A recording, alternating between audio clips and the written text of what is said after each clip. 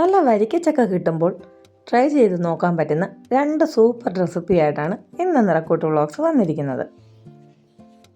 ചക്ക ഹൽവയും ചക്ക പായസവും. അപ്പോൾ എങ്ങനെ തയ്യാറാക്കുന്നുവെന്ന് നോക്കാമല്ലേ. ഒരുമിച്ച് തയ്യാറാക്കിയിട്ട് 2 ഐറ്റമായിട്ട് നമുക്ക് വേർതിരിച്ചെടുക്കാൻ പറ്റുന്ന രീതിയിലാണ് ഞാനിത് തയ്യാറാക്കുന്നത്. 2 മക്കളുടെ 2 അഭിപ്രായങ്ങൾ പരിഗണിക്കണ്ടേ. അങ്ങനെയാണ് ചക്ക ഹൽവ ഉണ്ടാക്കാനിരുന്ന ഞാൻ കുറച്ച് ചക്ക പായസം കൂടി അതിനിടയിൽ തയ്യാറാക്കിയത്. അതിനായിട്ട് പ്രത്യേകിച്ച് മെനക്കെട്ടിട്ടൊന്നും ഇല്ല കേട്ടോ. ചക്ക ഹൽവ തയ്യാറാക്കുന്നതിൽ നിന്നും ഒരു ബോണസായിട്ട് ചക്ക പായസം കൂടി തയ്യാറാക്കിയെടുത്തു എന്ന് മാത്രം.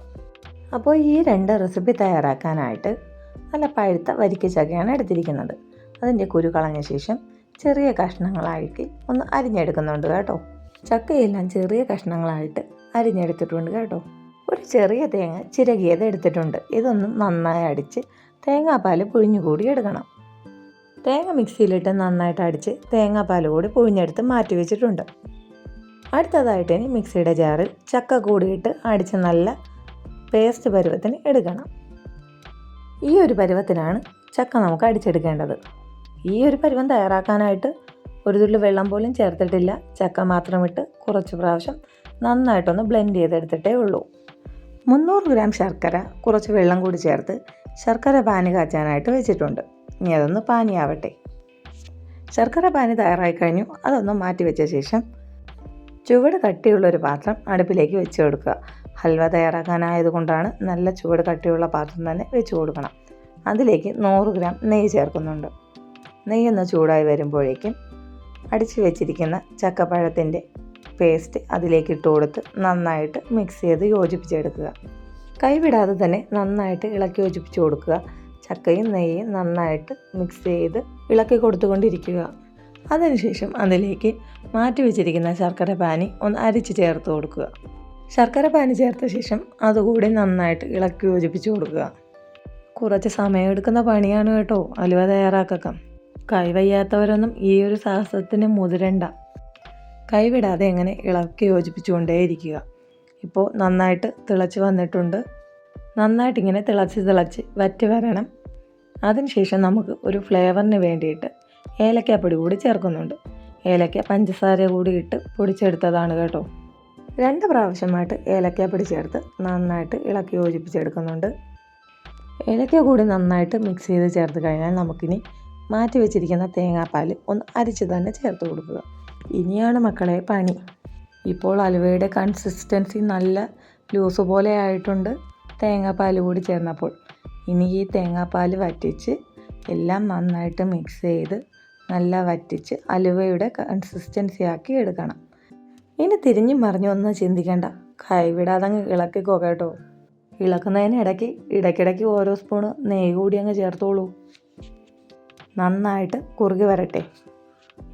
തേങ്ങാപ്പാൽ ചേർക്കുന്ന സമയത്ത് കുറച്ച് അരിപ്പൊടിയോ അല്ലെന്നുണ്ടെങ്കിൽ റവയോ ചേർക്കണമെന്നുള്ളവർക്ക് ചേർക്കാം കേട്ടോ. കുറച്ചുകൂടി നല്ല കട്ടിക്കുള്ള ബാറ്റർ കിട്ടാനായിട്ട് അത് സഹായിക്കും. ഞാനിവിടെ ലൂസായിട്ടാണ് തയ്യാറാക്കുന്നത്. അതുകൊണ്ട് തന്നെ അരിപ്പൊടിയും റവയും ഒന്നും ചേർത്തിട്ടില്ല. അതുകൊണ്ട് തന്നെ ഹലുവ സോഫ്റ്റ് ആയിരിക്കും. നമുക്ക് വേണമെങ്കിൽ സ്പൂണിൽ കോരി കഴിക്കാൻ കഴിയുന്ന കൺസിസ്റ്റൻസി ആവും ലഭിക്കുക.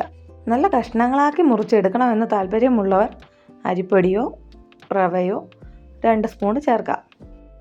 ഇടയ്ക്കിടയ്ക്ക് ഓരോ സ്പൂൺ നെയ്യ് കൂടി അങ്ങ് ചേർത്ത് കൊടുക്കുക. ഇതൊന്ന് കുറച്ചുകൂടി തിളച്ച് ഒന്ന് വറ്റി വന്ന ശേഷം നമുക്ക് കുറച്ച് ഒരു പാത്രത്തിലേക്ക് കോരി മാറ്റാവുന്നതാണ്. ഇതെന്തിനാണെന്നല്ലേ, ഒരാളവിടെ ചക്കപ്പായസം മതിയെന്ന് പറഞ്ഞ് ബഹളമായിരുന്നു. അപ്പോൾ 2 പേരെയും തൃപ്തിപ്പെടുത്തണമല്ലോ. അങ്ങനെ ചക്കപ്പായസത്തിനായിട്ട് ഒരു ബൗളിലേക്ക് ഇതിൽ നിന്നും കുറച്ച് കോരി മാറ്റുന്നുണ്ട്. വീണ്ടും 2 സ്പൂൺ നെയ്യ് കൂടി ചേർത്ത് ഇളക്കി കൊടുക്കുകയാണ്.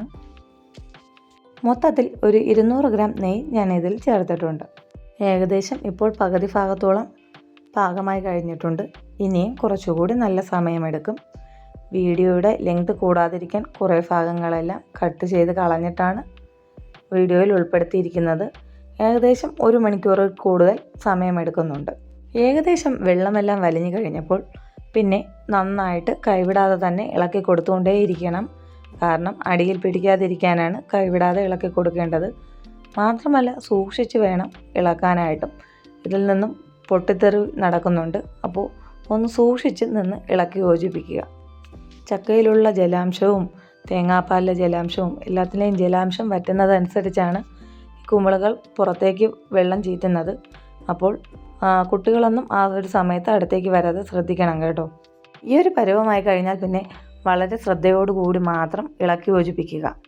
ഹലുവ ഉണ്ടാക്കാൻ പോയിട്ട് ആരും കൈ പൊള്ളിക്കരുത്. ഇനി ഇതിലേക്ക് കുറച്ച് കശുവണ്ടി കൂടി ചേർത്ത് കൊടുക്കാം. കശുവണ്ടി ഒന്ന് പൊടിച്ചെടുത്തതാണ് ചേർത്ത് കൊടുത്തിരിക്കുന്നത്. ആവശ്യമില്ലാത്തവർ ഇത് വേണമെങ്കിൽ ഒഴിവാക്കാവുന്നതാണ്.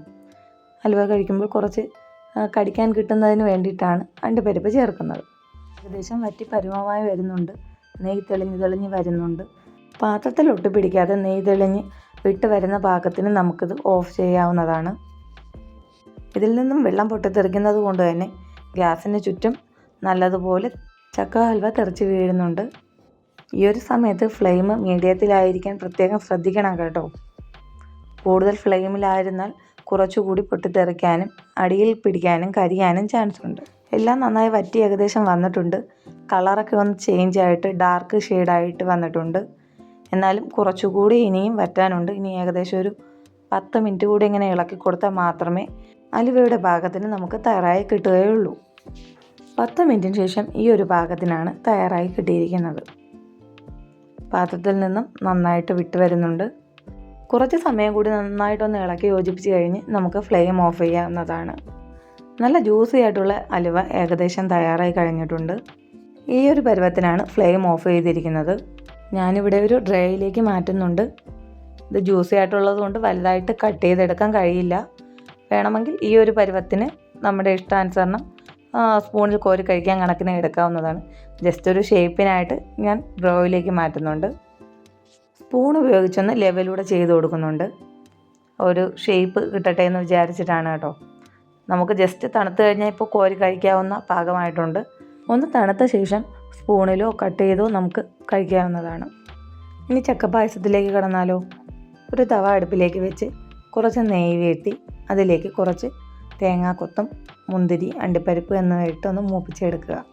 ആദ്യം കുറച്ച് തേങ്ങാക്കൊത്ത് ഇട്ട് കൊടുക്കുക. ജസ്റ്റ് ഒന്ന് ഇളക്കി യോജിപ്പിച്ച ശേഷം അടുത്ത് അണ്ടിപ്പരിപ്പ് ഇട്ട് കൊടുക്കുക. അതിനുശേഷം മുന്തിരി കൂടി ഇട്ട് കൊടുത്ത് നന്നായിട്ട് ഇളക്കി യോജിപ്പിച്ച് മൂപ്പിച്ച ശേഷം നമുക്ക് സ്റ്റവ് ഓഫ് ചെയ്യാവുന്നതാണ്.